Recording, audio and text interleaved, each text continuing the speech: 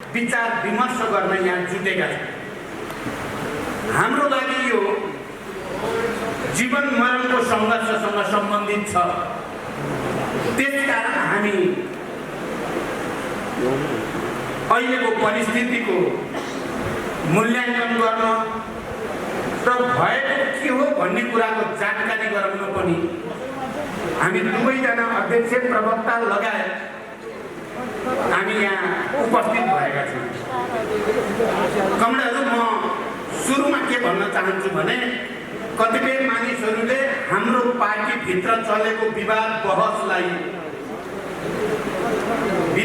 बहसलाई पदको निम्ति लुछाचुरीको रूपमा या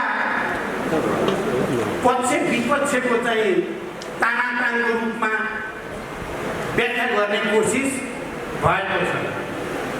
म सुरुमा नै कमरेडहरूको ध्यान केमा आकर्षित गर्न चाहन्छु भने यो पदको लडाईँ होइन, यो तानातानको कुरा पनि होइन, यो विचारको लडाईँ हो, यो राजनैतिक मुद्दाको लडाईँ हो, यो विधि पद्धति पालन गर्ने या नगर्ने विषयको लडाईँ हो, यो राष्ट्र र जनताप्रति जवाबदेही हुने या गैर जिम्मेवार हुने भन्ने विषयको लडाईँ हो र अन्ततः यो सही प्रवृत्ति र गलत प्रवृत्तिका बीचको सङ्घर्ष हो। यसलाई अन्य रूपमा व्याख्या गर्ने सबै प्रयासहरू म खारेज गर्न चाहन्छु र एकदम संश्लेषित रूपमा भन्दा यो क्रान्ति र प्रतिक्रान्तिका बीचको लडाईँ हो, यो अग्रगमन र प्रतिगमनका बीचको लडाईँ हो। त्यहाँ सबै कमरेडहरूलाई यति बेला गम्भीरतापूर्वक जिम्मेवारीपूर्वक हाम्रा ती महान शहीदहरूलाई हामी स्मरण गरौँ, हाम्रा त्यो हजारौँ बेपत्ता भएका योद्धाहरूलाई स्मरण गरौँ, हाम्रा हजारौँ घाइते अपाङ्गहरूलाई स्मरण गरौँ। जनयुद्ध र जनआन्दोलनमा सहभागी भएर ठुलो त्याग र तपस्या गरेका सबैलाई हामी सम्मान गरौँ।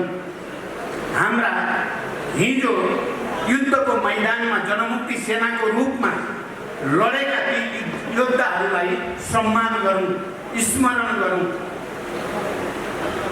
र हामी फेरि एकचोटि उपलब्धिको रक्षा गर्नको लागि, क्रान्तिका उपलब्धिको रक्षा गर्नको लागि राष्ट्र र जनताप्रति हामीले गरेको प्रतिबद्धता जे थियो त्यो प्रतिबद्धताप्रति हामी इमान्दार छौँ भनेर एकचोटि फेरि साबित गर्नको लागि एकताबद्ध हौँ र अगाडि बढौँ।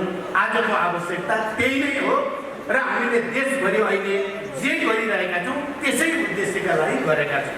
लाइनको आधारमा, अर्कोतिर विधिको आधारमा, विचार र विधिको संयोजनद्वारा चल्ने पार्टी हो र हामीले जति बेला पार्टी एकता गरेका थियौँ, तपाईँ हामी सबैलाई स्मरण छ। मलाई के विश्वास छ भने तपाईँहरूले पक्कै पनि पार्टी एकता गर्ने बेलामा हामीले गरेका सहमतिहरू, समझदारीहरू तपाईँहरूले पढ्नु भएको छ, बुझ्नु भएको छ।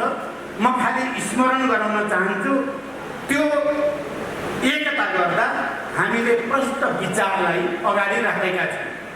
मार्क्सवाद लेनिनवादलाई निर्देशक सिद्धान्तको रूपमा स्वीकार गर्ने, तात्कालिक राजनीतिक कार्यदिशाको रूपमा तपाईँले यहाँ लेख्नु भएको छ। समाजवाद उन्मुख जनताको जनवादलाई राजनीतिक कार्यदिशाको रूपमा स्वीकार गर्ने अनि सङ्गठन र विधिको रूपमा लेनिनवादी संगठनात्मक सिद्धान्तलाई आत्मसात गर्ने, व्यक्ति सङ्गठनको मातर हुने, अल्पमत बहुमतको मातर हुने, हरेक कमिटीमा बहुमतको निर्णय नै पार्टीको निर्णय हुने भन्ने कुरामा हामीले सहमति गरेर पार्टी एकता गरेका हौँ। म कमरेडहरूलाई के कुरातिर पनि ध्यान आकर्षित गराउन चाहन्छु भने जति बेला हामीले पार्टी एकता गरेका थियौँ, दुईटा अलग अलग धाराबाट अगाडि आएका प्रमुख कम्युनिस्ट पार्टीहरू तत्कालीन नेकपा एमाले र नेकपा माओवादी केन्द्रको पनि हामीले राजनीतिक प्रतिवेदनमा समीक्षा गरेका छौँ र त्यो समीक्षामा तत्कालीन एमालेको जनताको बहुदलीय जनवादको भूमिकाको बारेमा, कमरेड मदन भण्डारीले खेलेको भूमिकाको बारेमा बडो प्रष्टसँग समीक्षा गरिएको छ। र त्यसै गरिकन माओवादी केन्द्रको 21औं शताब्दीमा जनवादको भूमिकाको बारेमा, माओवादी आन्दोलनले नेपालको राजनीतिक परिवर्तनमा खेलेको भूमिका, उत्पीडित वर्ग, जाति, क्षेत्र, लिङ्ग, समुदाय सबैमा राजनीतिक जागरण ल्याउन माओवादी आन्दोलनले, माओवादी युद्धले के भूमिका खेल्यो भन्ने कुरा र विचारको रूपमा 21औं शताब्दीमा जनवादको विकास सम्बन्धी अवधारणाले के भूमिका खेल्यो भन्ने कुरा र त्यो राजनीतिक प्रतिवेदनमा प्रचण्डको नेतृत्वमा के भयो भन्ने कुराको पनि समीक्षा गरिएको छ। म कमरेडलाई एकचोटि फेरि त्यो राजनीतिक प्रतिवेदन जसले विचारलाई, राजनीतिक कार्यदिशालाई, संरचनात्मक सिद्धान्तलाई र हाम्रो इतिहासको समीक्षालाई संश्लेषित गर्दै भनेको के छ भने समाजवाद उन्मुख जनताको जनवादलाई आउने महाधिवेशनसम्म अझ विकसित र अझ परिमार्जित गरेर लैजाने र अनि हाम्रो रणनीतिक लक्ष्य समाजवाद हो, समाजवादको आधार तयार गर्ने भन्ने कुरा पनि बडो प्रष्टसँग भनिएको छ। अहिले हाम्रो लडाईँ एउटा मुख्यतः त्यो राजनीतिक प्रतिवेदनमा संश्लेषित गरेको विचार, राजनीतिक कार्यदिशा, संरचना, सिद्धान्त, विधि पद्धति, इतिहासको समीक्षा जस्ता विषयहरूलाई आत्मसात गर्ने या त्यसलाई छोड्ने भन्ने लडाईँ हो। तपाईले गहिरिएर हेर्नुभयो भने केपी ओलीले कहिले पनि राजनीतिक प्रतिवेदनमा जे कुरामा सहमति गरिएको हो त्यसको उहाँले उल्लेख पनि गर्नुहुन्न, त्यसलाई स्वीकार पनि गर्नुहुन्न। बरु उहाँले आजभोलि भनेको तपाईहरुले सुन्नुभयो, अस्ति भर्खरै मलाई त यो कुरा सम्झिँदाले अप्ठ्यारो लाग्छ। माओवादी जनयुद्धमा संलग्न भएका केही साथीहरू जो अहिले केपीसँग जानुभएको छ, मलाई लाज लागेको छ उहाँहरूलाई सम्झिँदा। जनयुद्ध भनेको कुहेको फर्सी हो भनेको सुन्न उहाँहरूले सकेको कसरी हो। राजनीतिक प्रतिवेदन जसमा केपी ओलीले पनि हस्ताक्षर गर्नुभएको छ, त्यो प्रतिवेदनमा माओवादी जनयुद्धले नेपालमा राजनीतिक जागरण ल्याउन महत्त्वपूर्ण भूमिका खेल्यो, संविधान सभाको वातावरण बनाउन, संघीय लोकतान्त्रिक गणतन्त्रको संविधान निर्माण गर्ने कुरामा मुख्य भूमिका खेल्यो भनेर सही गरिएको छ। अहिले त्यही प्रतिवेदन हाम्रो अहिले पनि कायम छ।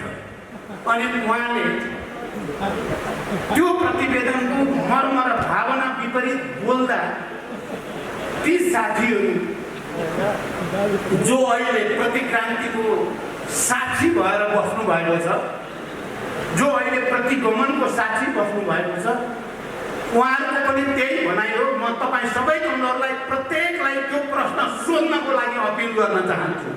तपाईले सोध्नुहोस् ती मानिसहरूसँग प्रश्न, के जनयुद्ध कुहेकै फर्सी हो त? के माओवादी आन्दोलनले यो राजनीतिक परिवर्तनमा भूमिका खेलेको भनेर केपी ओलीले गरेको हस्ताक्षर कृत्य हो? केपी ओलीले गरेको हस्ताक्षर कृत्य हो मेरो, या मैले जालसाजी गरेको भनेर उहाँले भन्न सक्नुहुन्छ? यदि त्यसो होइन भने यो बेइमानी हो। त्यसकारण यो विचार र सिद्धान्त प्रति गरिएको घात हो, यो स्वीकार्य छैन। कोही पनि सच्चा कम्युनिस्टलाई, क्रान्तिकारीलाई यो स्वीकार्य हुन सक्दैन। त्यसकारण पहिलो लडाईँ विचारको, सिद्धान्तको, राजनीतिको, विधि विधान र पद्धतिको लडाईँ हो। यो लडाईँ अहिले भर्खरै देखा परेको होइन।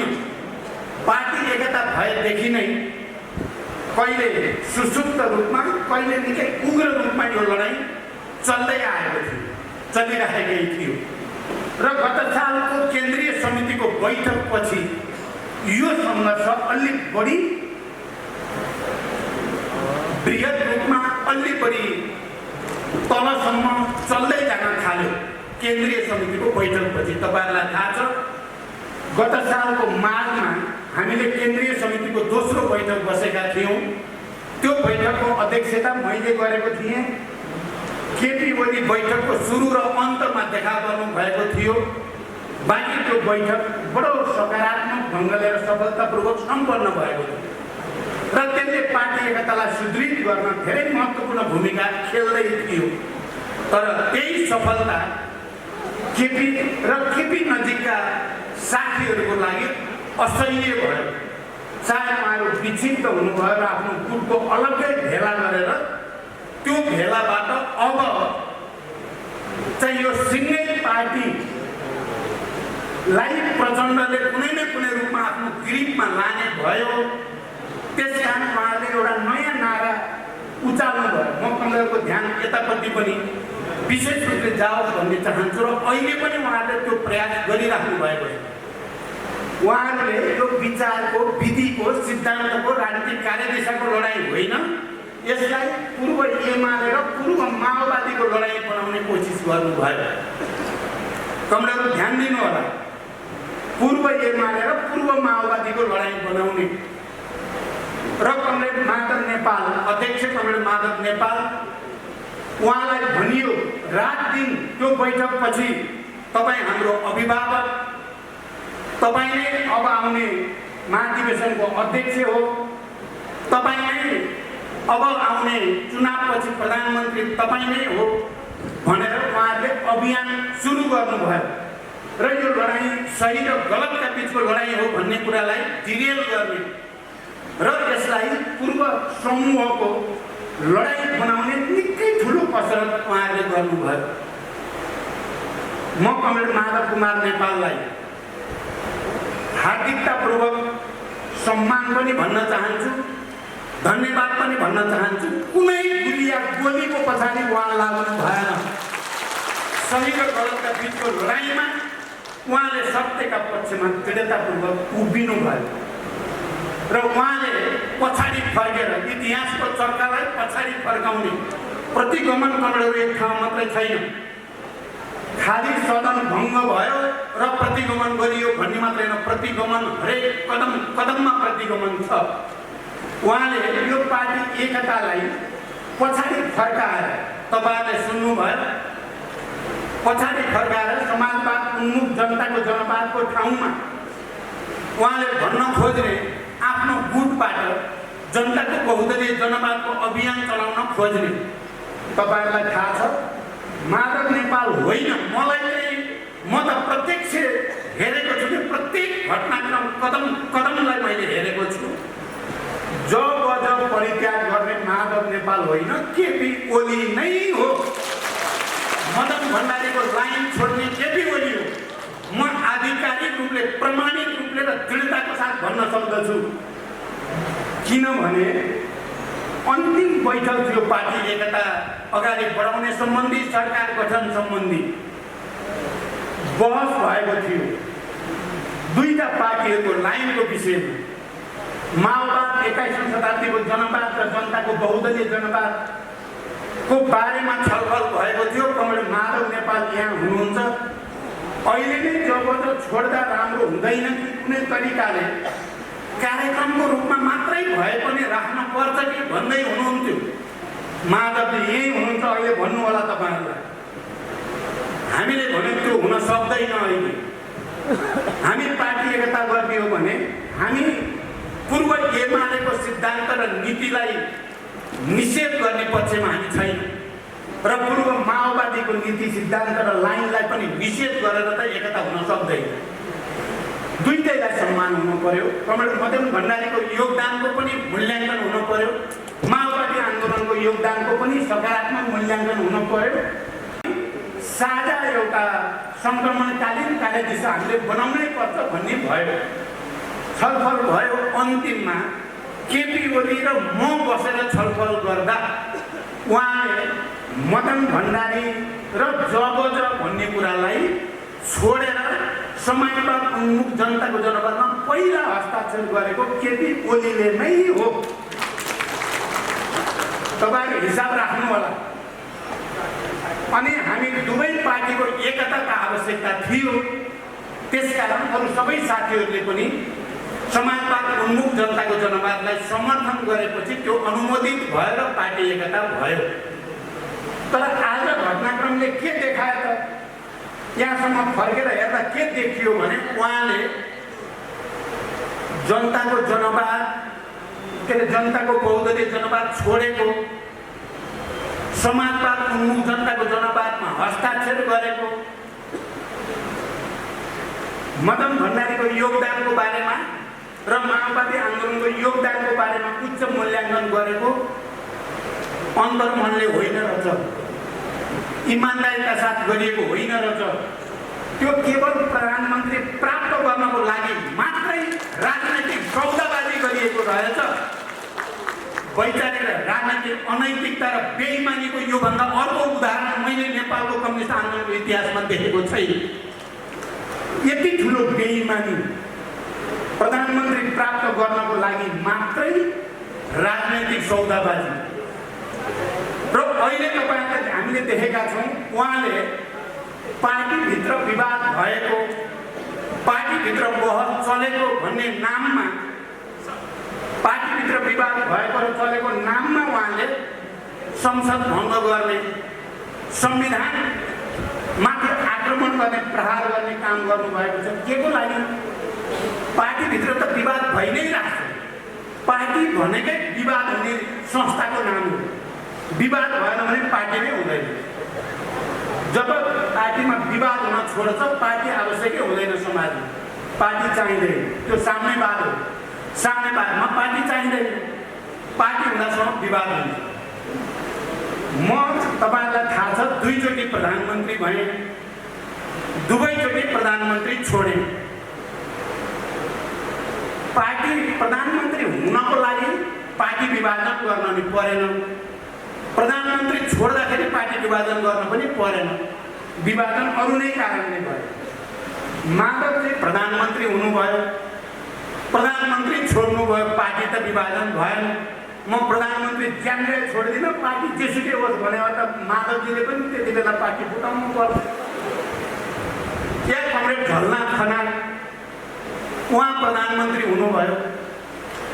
पार्टीले भन्यो त्यति बेला स्वयं केपी ओलीले तपाईले यो कुरा मान्नु भएन भने प्रधानमन्त्री छोड्न पर्छ भनेर वक्तव्य दिनुभएको छ। तपाईले सुन्नु भएको छ त्यो वक्तव्य। तर कमरेड झलनाथ खनालले म प्रधानमन्त्री छोड्दिन, बरु पार्टी फुटाइदिन्छु, म प्रधानमन्त्री छोड्दिन, बरु संविधान मिचिदिन्छु त भन्नु भएन। न मैले भने, न माधवजीले भन्नुभयो, न झलनाथ।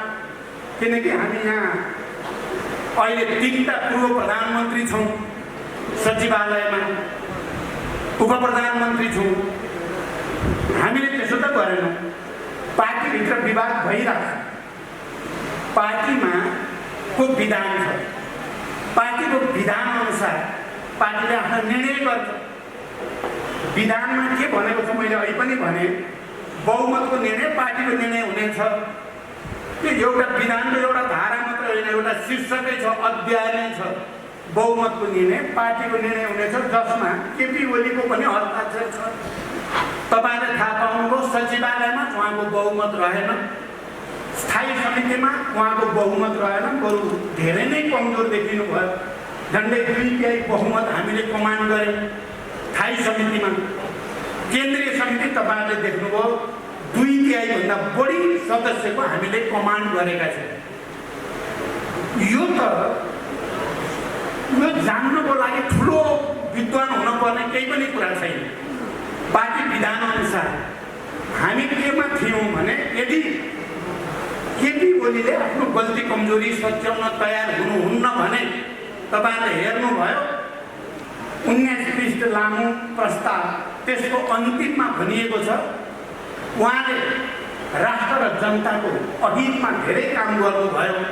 सुशासनका विरुद्ध भ्रष्टाचारको कुरो हामीले मात्रै भनेको कुरा होइन। त्यो त ट्रान्सपेरेन्सी इन्टरनेसनलले नामै टिपेर नेपालको प्रधानमन्त्रीले भ्रष्टाचारीलाई संरक्षण गर्यो भनेर अन्तर्राष्ट्रिय संस्थाले भन्न थाले। यो कुरा सच्याउनु पर्यो, सुशासनतिर जान पर्यो। हामीले चुनावी घोषणा पत्रको बेलामा जे भनिएको थियो त्यो कुरा कार्यान्वयन हुन पर्यो र तपाईले त्याग गर्न पर्यो भनेका थियौं। तपाईले हेर्नु भएको होला त्यो निष्कर्ष।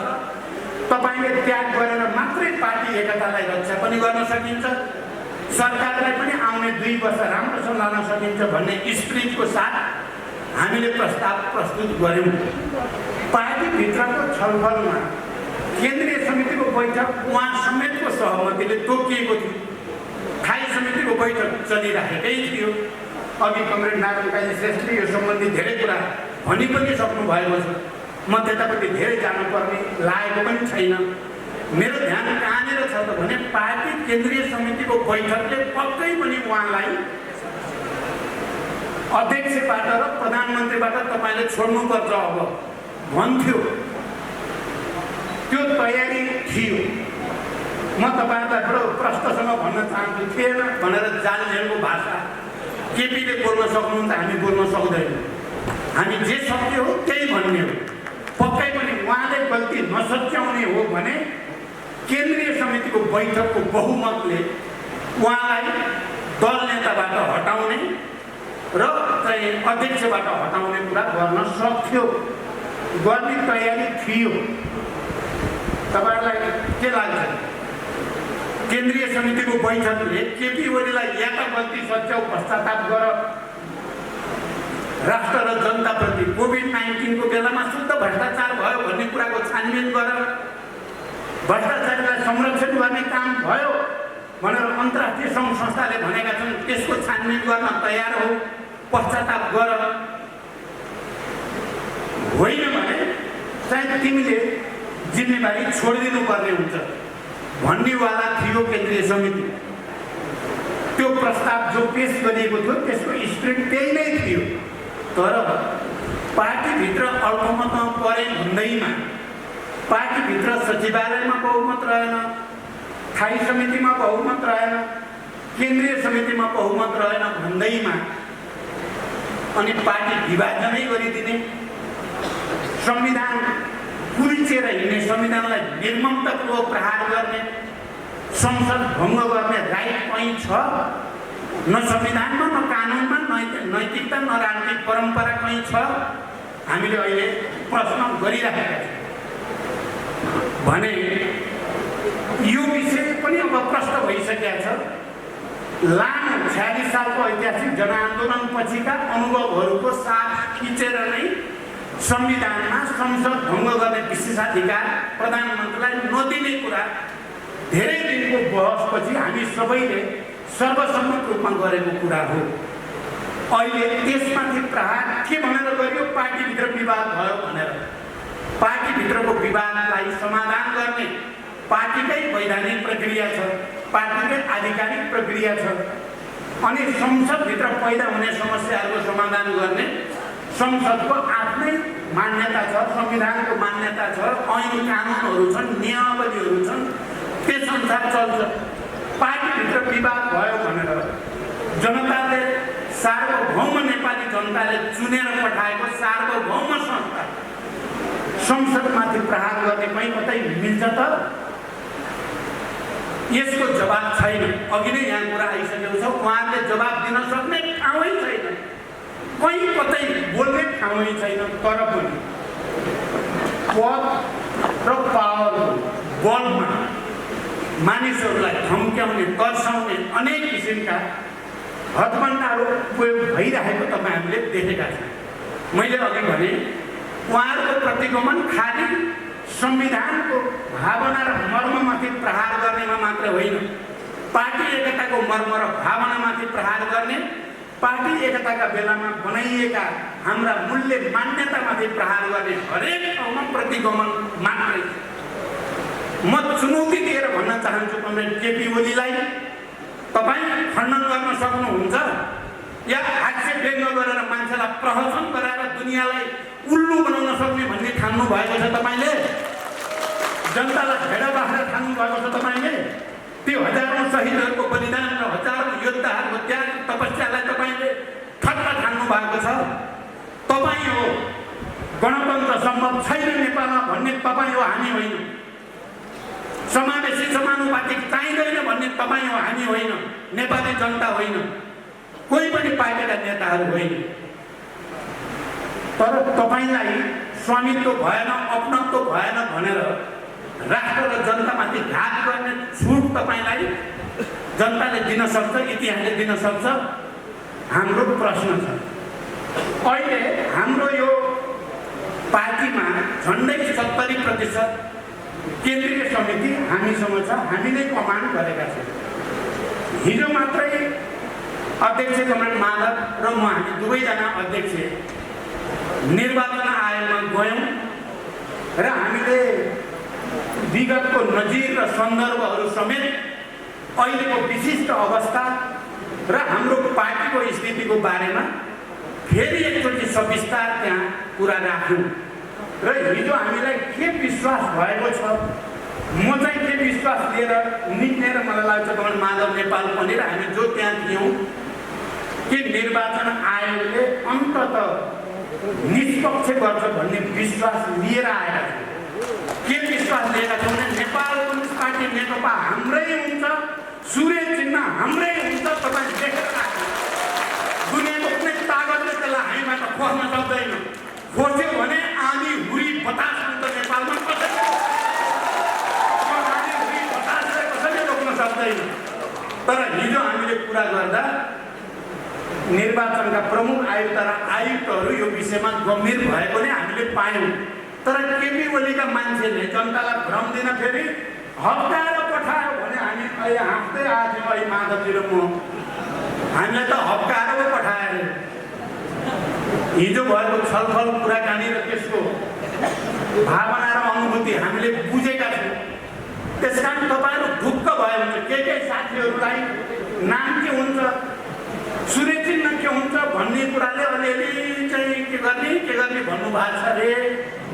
म आज हिजोको पनि आजको पनि अध्यक्षको हैसियतले र मैले जे बुझेको छु निर्वाचन आयोग या नियम कानुन संविधान सबैको मर्म भावना र हिजो मात्रै भएको कुराको आधारमा तपाईँहरूलाई पुरै विश्वास दिलाउन चाहन्छु, नाम र चिन्ह हाम्रै हुन्छ। त्यस कारण दुविधामा नबस्नुहोस् तपाईँहरू, अब बस्नै पर्दैन। किनकि निर्वाचन सम्बन्धी दल सम्बन्धी नियममा ऐनमा प्रष्टसँग भनेको छ जोसँग 50% भन्दा बढी केन्द्रीय समितिको सदस्यको सङ्ख्या हुन्छ त्यही आधिकारिक हुन्छ। लोगो चुनाव चिन्ह त्यसैले पाउँछ भनेको छ। हामीले हिजो पढेर पनि हेऱ्यौँ, उहाँहरूलाई पनि देखायौँ यो छ नि। तर हामीसँग त 70% छ। 2-4जना यताउता भएका छन्। अब कोही मन्त्री पाएपछि जाने, तिनको कुरा छोडिदिनु। मैले के भनेको छु, गएका साथीहरूलाई धेरै घृणा गर्नु पर्दैन। 3-4 महिनापछि ती फर्किन यहीँ आउन पर्छ। अब फर्केपछि के जिम्मा दिने त्यति बेला सोचौँ ल। फर्किनुलाई धेरै जस्तो फर्किन्छन्। त्यहाँ बस्ने ठाउँ हुँदैन, त्यहाँ बस्न सम्भव हुँदैन। अहिले कमरेड नारायण काजी श्रेष्ठले भनेको जस्तै मलाई पनि लाग्छ, कसरी सुत्न सक्नु भयो होला उहाँहरू।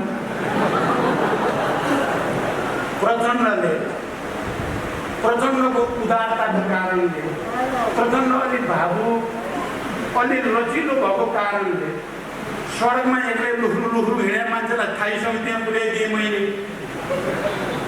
त्यो त प्रचण्डको कोटाबाट गानु हो। थाहा छ नि तपाईँलाई सबै कुरा। अहिले मन्त्री विचार गर्नुहोस् त, राजनीतिमा अलिकति नैतिकता, इमान, जमान थोरै त हुन पर्यो नि।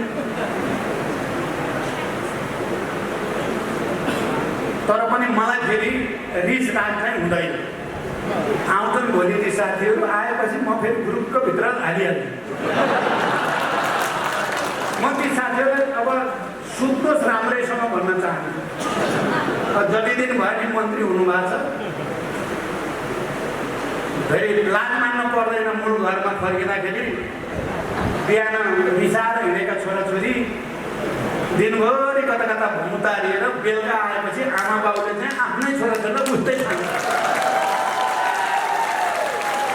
त्यस्तो पार्टी यही पार्टी मात्रै हुनसक्छ है, हाम्रो मूल पार्टी मात्रै। त्यो गुटवाला पार्टी हुँदैन। योभन्दा लाजो मर्दो हिजो हामी निर्वाचन आएमा त्यो पनि कुरा गऱ्यौँ। हामी 70-72% केन्द्रीय समिति 77 जिल्लामा जताकतै बहुमत, सबै जनसङ्गठनमा सबैतिर बहुमत। हामीले भनेका छौँ विधान अनुसार, संविधान अनुसार, नियम कानुन अनुसार हामीलाई मान्यता हो भनिदिए, घोषणा गरिदिए भइहाल्यो। यो नाटक के 30% मान्छे जुटेर पहिला 576 थप्ने 30%, जबकि विधानमा चाहिँ 2/3 मात्रै विधान संशोधन गर्ने र मात्रै थपघट गर्न पाइने छ। यो भन्दा दिउँसै रात पार्ने कुरा अरू केही हुन सक्छ। यति नाङ्गो क्या है, गीतमा कसले भन्नुभयो नाङ्गै भयो, हेर्न लाज भएको छ वास्तवमा। यी मान्छेहरू कसरी चाहिँ हाँसेर चाहिँ पछि लागेर होला, मलाई चाहिँ कता कता एकदम अप्ठ्यारो लागेको छ। मान्छे के नबुझ्या हो कि आएमा भन्यो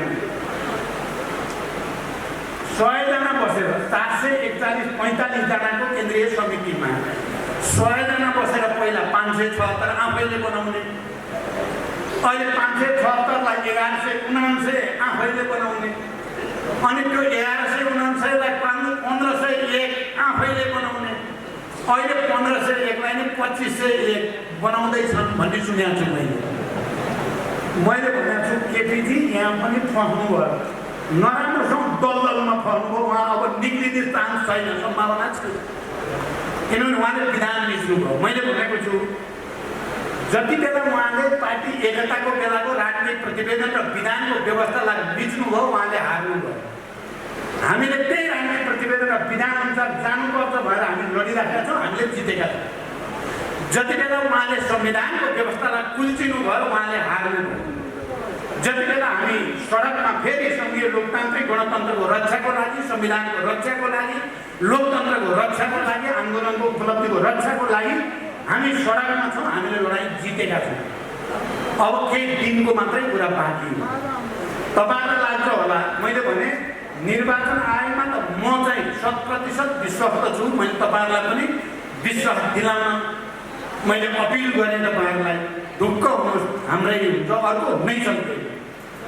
त्यसै गरी तपाईँहरूले देखेका छन् देशभित्रको सबै संविधानविदहरू, कानुनविदहरू, बुद्धिजीवीहरू, नागरिक समाज, पत्रकार, सबै क्षेत्र सुस्पष्ट ढङ्गले, कुनै दुविधारहित ढङ्गले प्रधानमन्त्रीले संसद विघटनको सिफारिस गर्नु असंवैधानिक छ, अलोकतान्त्रिक छ, निरङ्कुश छ, स्वेच्छाचारी छ, राष्ट्रघाती छ भन्ने कुरामा सर्वत्र एकमत देखा परेको छ। र उहाँहरूले संवैधानिक छ भनेर भन्न नसकेको कुरा पनि तपाईँहरूले सुनिहाल्नुभयो। उहाँहरूले बाध्यता पर्यो भने त्यो बाध्यता पार्टीभित्रको बाध्यता जनतालाई दोहोर्न पाइन्छ। पार्टीभित्रको उहाँलाई परेको बाध्यता, उहाँ अल्पमतमा पर्नुभयो, हाम्रो के लाग्यो? उहाँ अल्पमतमा पर्नुभयो, हाम्रो के लाग्यो? हुन त आज एउटा समाचार हेरेँ मैले, मेरो बारेमा अहिले बढी प्रहार मतिर केन्द्रित छ क्या, माधवजीतिर भन्दा मतिर केन्द्रित गरेर माधवजी चाहिँ त प्रचण्डमा समाहित भयो भने जस्तो प्रचार गरेर पूर्व एमालेका इमानदार कार्यकर्ताहरू र नेताहरूको दिमाग खराब गर्ने एउटा अभियान चलाउनु भएको छ उहाँहरूले। तपाईँहरूले हेर्नुहोस्, हाम्रो माधवजी र हाम्रो यो एकता केटीसँग दुश्मनी बोल्न भएको एकता होइन, व्यक्तिगत रिसिपीले भएको होइन।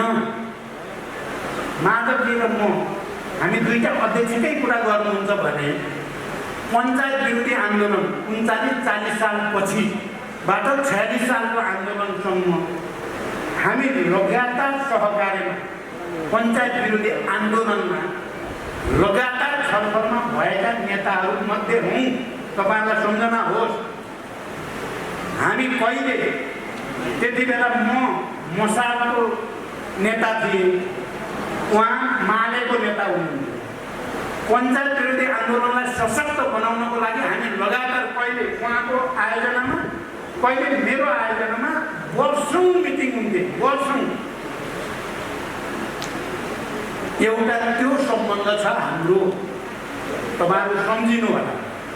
दोस्रो, जनयुद्ध सुरु भएको 2 वर्षपछिबाट लगातार यो आन्दोलनलाई शान्तिमा कसरी रूपान्तरण गर्ने, यो आन्दोलनलाई राजनीतिक परिवर्तनमा कसरी रूपान्तरण गर्न सकिन्छ भनेर सबभन्दा धेरै छलफल गर्ने मध्ये पनि माधवजी र म नै हो। तपाईहरुलाई स्मरण रहोस्, हामी दुवैजना यहाँ अहिले तपाईहरुलाई साक्षी राखेर म भन्दैछु, माधवजीले मेहनत नगरेको भए हामी विभिन्न ठाउँमा भूमिगत रूपले लगातार कसरी देशको राजनीतिलाई एउटा नयाँ मोड दिन सकिन्छ, कसरी सामन्ती निरङ्कुश तन्त्रका विरुद्ध गणतन्त्रसम्म देशलाई लान सकिन्छ भन्ने बारेमा त्यति बेला 50औं पटक हाम्रा छलफलहरू भएका छन्, अन्तर्क्रियाहरू भएका छन् र हामी पञ्चायत विरोधी आन्दोलनमा विचार र भावनामा हामी नजिक हुँदै आयौँ। अनि शान्ति प्रक्रिया निर्माण गर्ने, जनयुद्धलाई शान्ति, संविधान सभाको निर्वाचन गर्ने, गणतन्त्रतिर देशलाई लैजाने भन्ने कुरामा पनि हाम्रो विचार, राजनीति र भावनामा सामिप्यता हुँदै आयो पटक पटक। अनि उहाँले जोखिम उठाएर, माधवजीले जोखिम उठाएर रोल्पामा वामदेव गौतम र युवराज गेवालीलाई पठाएर वार्ता गरेर पहिलो लिखित सहमति तत्कालीन माओवादी र नेकपा एमालेको बिचमा लिखित सम्झौता भयो। संविधान सभातिर जाने, गणतन्त्रतिर जाने भन्ने सम्झौता भयो। मलाई पछि थाहा भयो, किनभने त्यति बेला वामदेवजी र युवराजजी आउनुभयो पार्टीको, उहाँहरू पनि नेताहरू नै हो। हामीले सम्झौता गऱ्यौँ, हस्ताक्षर गऱ्यौँ। फर्केर आउँदा केपी ओलीले चाहिँ आतङ्ककारीसँग सम्झौता गर्ने, कारबाही गर्नुपर्छ भनेर वामदेवलाई कारबाहीको प्रस्ताव केपी ओलीले राख्नु भएको रहेछ र माधवजीले कारबाही गर्न हुँदैन, मैले पठाएको हो भनेर उहाँले काट थापिदिएपछि मात्रै वामदेवजी कारबाहीबाट बच्नु भएको रहेछ। हाम्रो त्यो सम्बन्ध पनि छ। अनि 12 बुँदे समझदारी बनाउँदा संविधान सभातिर देशलाई लैजाने र सङ्घीय लोकतान्त्रिक गणतन्त्रसम्म देशलाई ल्याउने कुरामा हाम्रो बिचमा जे जति सहकार्य भयो त्यसले विचार र भावनाको एउटा उचाइमा हामी छौँ। तपाईहरु कोही दुविधा नगर्नु होला, यो पूर्व एमाले र पूर्व माओवादीको होइन, यो नेपाल कम्युनिस्ट पार्टी नेकपा भित्र सही विचार, सही प्रवृत्ति, सही नेताहरू र गलत विचार, गलत प्रवृत्ति र गुटबन्दीका विरुद्ध सङ्घर्ष हो। यो यसमा कोही दुविधामा तपाईहरु नपर्नु होला। म यसमा के पनि जोड्न चाहन्छु भने अब पछाडि फर्काउनु त केपीजीले खोज्नु भएको छ, म माथि प्रहार अलि बढी केन्द्रित गर्न खोज्नु भएको छ। म तपाईहरुलाई आजैको मात्रै यो यसो तपाईहरुले हेर्नुभयो, सामान्य टेक्निकल हो कि भन्ने पनि ठान्नु भएको होला।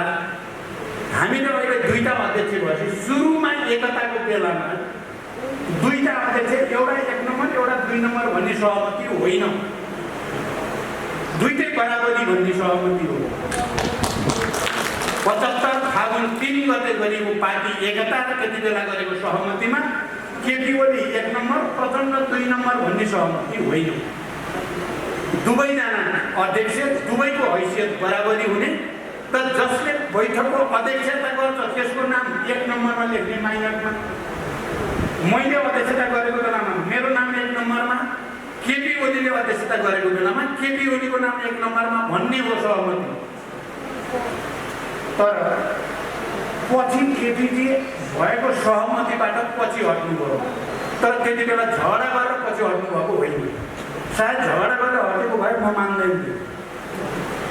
उहाँले फकाउने तरिका अप्नाउनु भयो, म फकाएपछि फक्किने खाले पर्छु कि मेरो कमजोरी त्यस्तो छ। उहाँले के भन्नुभयो भने म जे भए पनि तपाईँभन्दा 3टा भोटा बढी खटाएको छु कमरे, अहिले म प्रधानमन्त्री पनि छु, 1 नम्बरमा त मेरै नाम राखिदिनु पर्यो। आज भनेको छ, भोलि भनेको छ, पर्सि भनेको छ, किचकिच गरेपछि मलाई चाहिँ त भइहाल्यो भनेर छोडे। यसको दुष्परिणाम कति घातक निक्ल्यो अहिले आएर हेर्दा मैले छोड्नु हुँदो रहेनछ भन्ने त मलाई लागेको छ। तर अहिले म फेरि हामी माधवजी अध्यक्ष हुनुभयो, हाम्रो त्यही विधान अनुसार, विधानमा महाधिवेशनसम्म 2टा अध्यक्षको व्यवस्था छ। माधवजी हुनुभयो, अब हेर्नुहोस् मैले नै भने माधवजीलाई अब चाहिँ हामी फेरि केन्द्रीय समितिको बैठकमै भन्यो हामी आलो पालोको चाहिँ जो पहिलाको चाहिँ ओरिजिनल सहमति हो नि पहिलो चाहिँ आधिकारिक सहमति त्यही सहमति लागू गर्ने हो। केपीले जस्तो जालझेल षड्यन्त्र बेइमानी चाहिँ हामीले नगर्ने भनेर मैले अहिले माधवजीले अस्ति स्थायी समितिको बैठकको अध्यक्षता माधवजीले गर्नुभयो, म यता बसेँ। हाम्रो सहमति छ अर्को बैठक मैले अध्यक्षता गर्छु, उहाँ बस्नुहुन्छ। आज म हुन त म पहिला जानुपर्ने ट्रेनको टिकट भएर हो, तर म तपाईँलाई के भन्न चाहन्छु भने अर्को बैठकको अध्यक्षता म नगर्दासम्म उहाँ एक नम्बर हो। त्यहाँदेखि उहाँले लास्ट बोल्नुपर्छ भनेर मैले तपाईँहरू बुझ्नु होला हाम्रो विचार भावना के रहेछ भन्ने कुरा तपाईँहरू बुझ्नु होला। तपाईँहरू के भ्रममा नपर्नु होला, केपीले फैलाएको भ्रम क्या प्रचण्डको पक्षमा गयो भन्ने होइन, म माधवजीको पक्षमा गयो भन्ने हामी गएकै हो। त्यो भनेर के बिग्रिन्छ भने त माधवजी मेरो पक्ष, म माधवजीको पक्ष। एकता गऱ्यो भने हामीले ओरिजिनल सहमति जे गरेको त्यही मानेछौँ। हामी जालझेल गर्ने पक्षमा छैन र मलाई विश्वास छ। मलाई यो बिचमा एक दुईवटा कुरा के पनि भन्न मन लाग्यो भने पहिलो स्थायी समितिको बैठकबाट नै अलिकति पार्टीभित्र घचपच त हुन सुरु गर्यो। केपीको उद्देश्य इमान्दारिताको रहेनछ, बेइमानीको, जालझेलको, छलछाम पनि नाङ्गै गर्नुहुन्छ। त्यो नाङ्गै गरेको छलछाम अहिले धेरै भन्न पनि मलाई लाज लाग्छ। उहाँले त्यसो गर्ने छलछामको तरिका अपनाउने जहिले पनि। त्यति बेला वामदेवजीलाई म सम्झन चाहन्छु। मैले वामदेवलाई एउटा प्रसङ्गमा त अहिले सम्झिहालेँ, रोल्पामा उहाँ गएर हस्ताक्षर गरेको र दुईवटा मिल्न पर्छ, दुईवटा पार्टी मिलेर जानुपर्छ भनेको र माधवजीले त्यसलाई कान थापिदिएको, वामदेवजीको कान थापेको, नत्र वामदेवलाई कारवाही आतङ्ककारीसँग गएर सम्झौता गरेको भनेर भन्ने के थियो केपीजीको भन्ने भनिराख्नु परेन। वामदेवजीले पछि के भन्नुभयो मलाई भने किनभने मैले माधवजीलाई पञ्चायत विरोधी आन्दोलनदेखि जनयुद्धको बेलामा भएका सहकार्यदेखि 12 बुँदे समझदारीदेखि नारायणकाजी कमरेड यही हुनुहुन्छ। उहाँले झन्डै माधवजी र मेरो बिचमा ब्रिजिङ गर्ने काममा उहाँले लगातार फेरि नारायणकाजी लागिराख्नुहुन्थ्यो त्यति बेला। त्यो इतिहास पनि छ। अनि अहिले एकता भइसकेपछि एकता गर्नेमा चाहिँ वामदेवजीको भूमिका महत्त्वपूर्ण थियो है। वामदेवजीसँग सल्लाह गरेर नै म केपीलाई एकताको प्रस्ताव लिएर म गएको, केपी प्रस्ताव लिएर आएको होइन। यो कुरा पनि तपाईँलाई प्रश्न होस्। अनि पछि एकता भइसकेपछि एकपटक वामदेवजीले भन्नुभयो मलाई बडो गम्भीर ढङ्गले, केपी पनि भनेको धोका, बेइमानी, अनैतिकता, जालझेल, झुट बाहेक केही पनि होइन। वामदेवजीले भनेको मलाई माधव नेपाल भनेको 1000 गुणा इमान्दार, केपी भन्दा 1000 गुणा पारदर्शी, 1000 गुणा सुशासन हुनुपर्छ भन्ने मान्छे हो भनेर मलाई वामदेवजीले। मैले आफैले पञ्चायत विरोधी आन्दोलनदेखि जे भोगेको थिएँ, बुझेको थिएँ, म त आफू क्लियरै थिएँ। तर वामदेवजीले भनेको त्यो 1000 गुणा पारदर्शी, 1000 गुणा इमान्दार, 1000 गुणा क्रान्तिकारी, 1000 गुणा सुशासनवाला हो भन्दा मलाई बडो गर्वको महसुस भएको थियो। हुन त अहिले बिचरा वामदेवजी पनि आफ्नै धुनमा हुनुहुन्छ। अब हाम्रो कुरा नै भइरहेको छ वामदेवजीसँग, फेरि अहिले पनि कुरा त भइरहेकै छ। यस किसिमको एकता हो यो हाम्रो अहिले खालि केपीलाई हटाउन बहुमत पुर्याउन गरेको एकता होइन। यो राष्ट्र के गरी राम्रो बनाउने, जनतालाई कसरी राहत दिने, विकास निर्माण र समृद्धितिर देशलाई कसरी लैजाने, सुशासन कसरी कायम गर्ने र यो कम्युनिस्ट पार्टी जस्तो यो पार्टीलाई कसरी बनाउने भन्ने विचार र भावनामा एकताको कारणले हाम्रो यो समीकरण अगाडि आएको हो। यसलाई उहाँले केपीजीले गुटबन्दी गरे, खुमलटारमा जहिले नि 5 जना बस्ने गुटबन्दी भनेर भन्ने गर्नुहुन्छ। केपीले बालुवाटारमा बसेर गरेको, देशभरि गरेको गुटबन्दी नहुने। हामी सचिवालयका बहुमत बसेपछि त गुटबन्दी नै भएन नि, सचिवालय नै भयो। तपाईँहरू विचार गर्नुहोस्, विधान अनुसार सचिवालयको बहुमत भइसके त बहुमतै भयो नि। त्यहाँ गुटबन्दी भन्ने कुरा भएन सचिवालय बस्दा। तर मेरो भनेको मतलब के हो भने अहिले पछाडि फर्काउन खोज्ने एमाले एक ठाउँमा माओवादी अर्को ठाउँमा बनाउन खोज्ने यो प्रतिगमन हो। केपी ओली र उहाँको नजिकका मानिसहरूले जे अहिले भन्न खोज्नु भएको छ त्यो प्रतिगामी हो, पछाडि फर्काउने कुरा हो। म कमरेडलाई हार्दिकतापूर्वक अनुरोध गर्न चाहन्छु, पछाडि फर्कने कल्पना नगरौँ। इतिहास अगाडि बढिसक्यो, हामी नेपाल कम्युनिस्ट पार्टी नेकपा भइसक्यौँ, हामीले पूर्व एमाले र माओवादी केन्द्रलाई विघटन गरिसक्यौँ। केन्द्र मात्रै विघटन गरेको होइन, माथिदेखि तलसम्म झन्डै सबै सङ्गठनहरूलाई हामीले विघटनको घोषणा गरेका हौँ। ती विघटन भए हामीले राजनीतिक प्रतिवेदन र विधान सबै नयाँ बनायौँ र हामी त्यो अनुसार परिचालित छौँ। त्यसकारण फेरि यहाँबाट पछाडि फर्काउन खोज्ने सबै षड्यन्त्रलाई हामीले परास्त गर्नु छ। कमरेडहरू, अब यति भनिसकेपछि म अन्ततिर के कुरामा चाहिँ उनीहरूको ध्यान आकर्षित गर्न चाहन्छु भने संविधानको बारेमा अरू कुरा भइसकेको छ। मैले यो क्रान्ति र प्रतिक्रान्तिको लडाइँ हो पनि कमरेडहरूलाई भनिसकेको छु। सर्वोच्च अदालतले के गर्छ होला, उहाँहरूले चाहिँ बडो चाहिँ पूर्व प्रधान न्यायाधीशहरूले यो संविधानमा हुँदैन भएको अधिकार प्रयोग भयो, यो त बेठिक भयो भन्नुभयो। तपाईँहरूले सुन्नुभयो केपीजीले तिनीहरूलाई पनि उहाँलाई धम्क्याउने भाषामा बोल्नु भएको छ र सर्वोच्च अदालतले मैले जे भने त्यही निर्णय हुन्छ भनेर उहाँले प्रचार गर्नुभएको छ। तपाईँहरूले पनि सुन्नुभएको होला। सर्वोच्च अदालतले केपीले जे भने त्यही निर्णय गर्छ भन्ने आँट उहाँले कहाँबाट पाउनुभयो? यो अदालतलाई दबावमा राख्ने, प्रभावित गर्ने, राज्यको दुरुपयोग गर्ने षड्यन्त्र बाहेक अरू केही हो? कसरी भन्न सक्नुहुन्छ उहाँले? सर्वोच्च अदालतले उहाँले भनेकै गरिदिन्छ। संविधानको व्याख्या सर्वोच्च अदालतले संविधानभन्दा बाहिर गएर गर्छ भन्ने ठाउँ उहाँले कहाँबाट पाउनुभयो? यो आफैमा गम्भीर प्रश्न छ। यो कहाँबाट आयो उहाँलाई? अनि देशका पूर्व प्रधान न्यायाधीशहरू जो राष्ट्रका जिम्मेवार नागरिकहरू पनि हो उहाँ, र राष्ट्र अप्ठ्यारोमा, संविधान अप्ठ्यारोमा, लोकतन्त्र अप्ठ्यारोमा परेको बेलामा जिम्मेवार नागरिकका हैसियतले पनि संविधानको बारेमा आफ्नो बुझाइ राख्ने अधिकार पनि हो, जिम्मेवारी पनि हो। ती म पूर्व प्रधान न्यायाधीशहरूलाई हार्दिक बधाई पनि भन्न चाहन्छु, धन्यवाद भन्न चाहन्छु र तपाईँहरूको साहसको लागि म सलाम गर्न चाहन्छु। र उहाँहरूलाई धम्क्याउने केपी ओलीको प्रवृत्तिप्रति म घोर भर्त्सना गर्न चाहन्छु, घृणा गर्न चाहन्छु, तिरस्कार गर्न चाहन्छु। अब के हुन्छ भन्ने बारेमा मलाई विश्वास छ सर्वोच्च अदालतले संविधानको व्याख्या गर्ने हो, संविधान संशोधन गर्ने पनि होइन, संविधानको आफूपछि व्याख्या गर्ने भन्ने पनि होइन।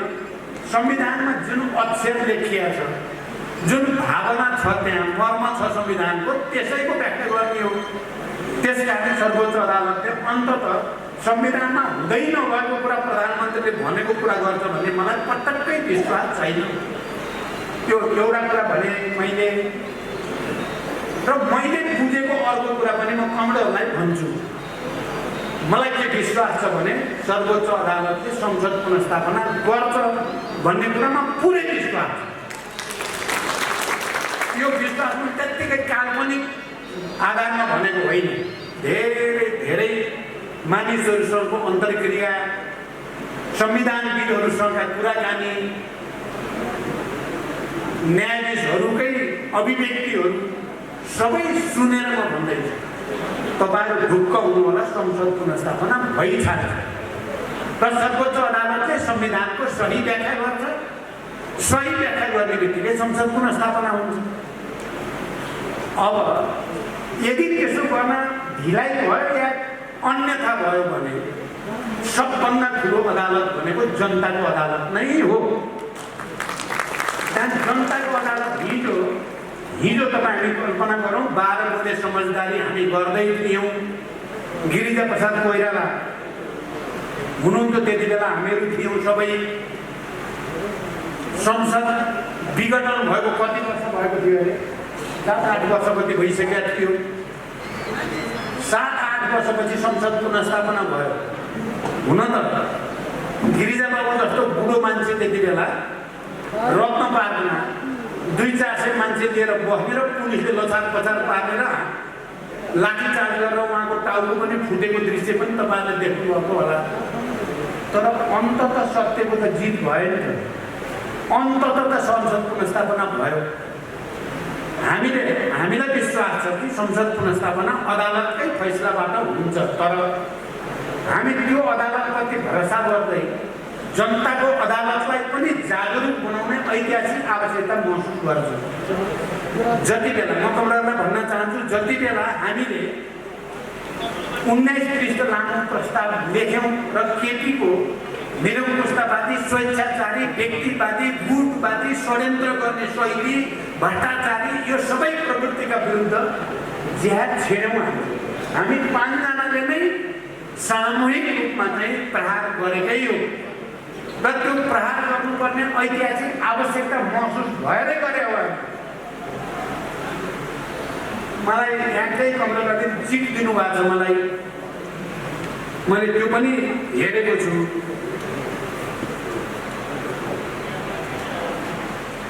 मैले भनेको छु अब गिरिजाबाबुपछि सायद माधवजी, म, प्रकाशजी, झलनाथजी सायद अब एकचोटि सडकमा टाउको फुटाउने हाम्रो पालो आयो कि तपाईँहरू तयार हुनुहुन्छ?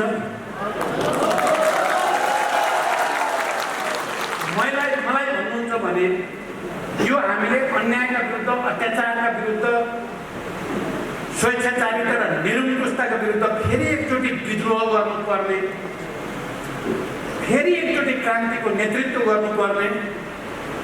हिजो हामी पञ्चायत विरोधी आन्दोलनमा जेल नेल जे भोग्न पनि तयार भएर हिँडेकै हो। हिजो हामी जनयुद्ध र जनआन्दोलनहरूमा टाउकोमा कफन बाँधेर हिँडेकै हो र 250 वर्ष पुरानो राजतन्त्रको अन्त्य गर्ने ठाउँमा हामीले देशलाई ल्याइ पुर्याएकै हो। अहिले केपी ओलीको उखान टुक्का र यो चाहिँ प्रहसनलाई परास्त गर्न केही दिन सडकमा चाहिँ हामीले चाहिँ पुरै झुझारू ढङ्गले जानुपर्छ भने हामी तयार।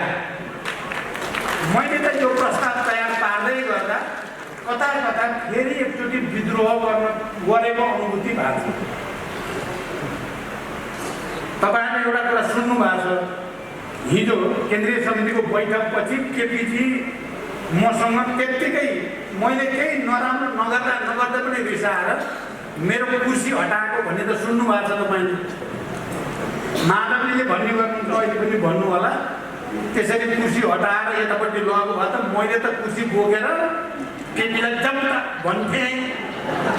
प्रचण्डजी त सजिलै गएर बस्नुभयो भन्नुहुन्छ उहाँले। मैले के भन्छु भने ठिकै हो, मलाई तपाईँको स्पिच अनुसारलाई म सम्मान गर्छु। तर मैले त्यति बेला भनेको थिएँ, धन्यवाद केपीजी, तपाईँतिर थिएँ, मलाई अप्ठ्यारो लाग्थ्यो। तपाईँले सबै जनता राष्ट्रप्रति गरेको घातको कारणले तपाईँसँग नजिक बस्दा अप्ठ्यारो लाग्थ्यो। मलाई माधवजीहरू, झलनाथजी, नारायणकाजी, वामदेवसँग लैदिनु भयो, मलाई उताको किताबमा पुर्याइदिनु भयो र मलाई बहुमत बनाइदिनु भयो। धन्यवाद केपी। एउटै हो, माधवजीले भनेको पनि त्यही साह्रो, मैले भनेको पनि त्यही साह्रो। तर अहिले अब एकचोटि फेरि सडकमा आन्दोलन गर्दा गर्वको महसुस हुन्छ। फेरि निरङ्कुश तन्त्रका विरुद्ध, फेरि स्वेच्छाचारिताका विरुद्ध, फेरि राज्यको दुरुपयोग गर्ने षड्यन्त्रका विरुद्ध जनताको साथमा, राष्ट्रको साथमा फेरि अगाडि बढ्ने अवसर प्राप्त भएको लाग्छ। यो चुनौती पनि हो, यो अवसर पनि हो। यो पार्टी एकता भन्ने कुरा पनि कहिलेकाहीँ पार्टी एकता भन्दै सोभियत सङ्घको त्यो गति भयो, एकता भन्दै पूर्वी रूपमा त्यो गति भयो, एकता भन्दै सिपिएमको पश्चिम बङ्गालमा त्यो गति भयो। गलत चिजका विरुद्ध सङ्घर्ष नगर्यो भने त झन् सिद्धिने त विलोप हुने पार्टी त। अब त मैले अहिले गण्डकमा यतिका तपाईँ कमरेहरू आएको देख्दा म निकै उत्साहित पनि भएको छु। तपाईँहरू अब जागिदिनु भयो र तल गएर कार्यकर्ता र जनतालाई प्रशिक्षण गर्ने, परिचालन गर्ने, आन्दोलित गर्ने काम गर्नुभयो भने मलाई लाग्छ हामी छिटै नै, धेरै समय होइन, केही महिनाभित्रै हामी विजयी हुन्छौँ। हामी विजयी हुन्छौँ र केपीजी र केपी गुटको पतन अनिवार्य छ। मैले भनेको छु केपीजी, तपाईँले इतिहासमा कलङ्कको टीका लगाइसक्नुभयो, अब यो पुछिँदैन। यत्रो पार्टी एकता, यत्रो 2/3 बहुमत हामीले के गरेका थियौँ? अन्तिम समयसम्म पार्टी एकताको निम्ति हामी पहल गर्दै थियौँ। तपाईँले जसरी दुर्घटना गराउनु भयो, तपाईँले इतिहासमा कलङ्कको टीका लगाउनु भयो, यो मेटिँदैन। तपाईँको पतन सुरु भयो र हाम्रो विजय अभियान सुरु भयो भनेको चाहिँ कमरेडहरू, यसलाई सार्थक बनाउनको लागि तपाईँहरू सबै अब केही समय यो आन्दोलनको कार्यक्रम हामी अलिकति त्यसलाई रिभिजिट गर्दैछौँ, केही संशोधन पनि होला र सडकमा हामी अलिक जुझारु किसिमले जान जरुरी छ। 1-2 महिना हामीले अलिक धेरै नै मेहनत गर्नु जरुरी छ। त्यो मेहनत गरिसकेपछि मैले भने तपाईँहरूले जे सोच्नुपर्छ, कोही साथीहरूलाई अलिअलि दुविधा, त्यो दुविधामा रहनु पर्दैन। निर्वाचन आयोग, सर्वोच्च अदालत र जनताको अदालत सबैको फैसला एउटै आउँछ।